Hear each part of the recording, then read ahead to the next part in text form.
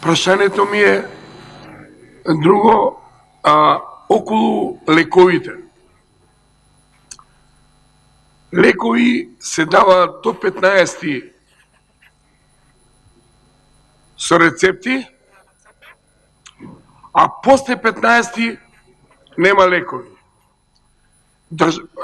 Уредува од државата, уредува од владата, уредува од Министерството, од Фондот за здравство и од Министерството за здравство. Све е уредува.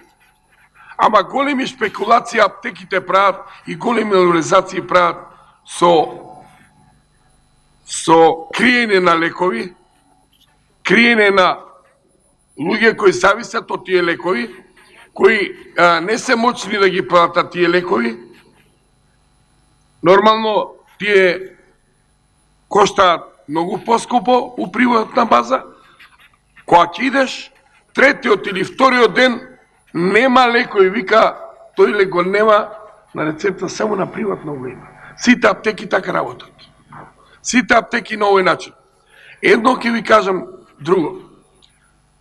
Од пулмологија, еве јас исто, од мене ќе ви кажам една работа, од Министерство за здравство, рецимо, и од пулмологија се дава пумпи. Пумпа кој човек има астма. Ја имам астма. Има и други граѓани. Втор месец нема пумпи. Вториот ден ги нема.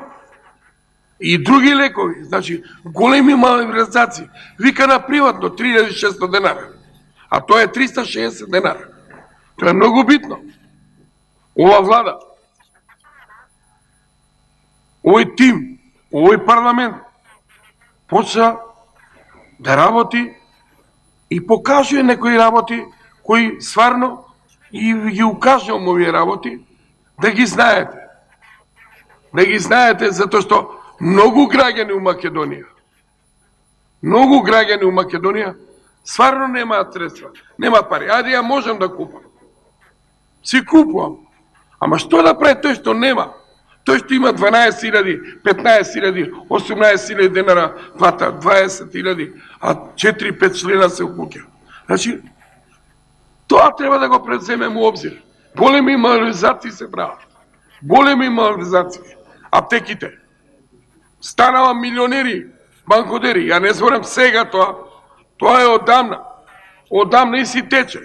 Ова влада, као пратеник, мислам дека ќе преземе и ќе ми дадат одговор за ова.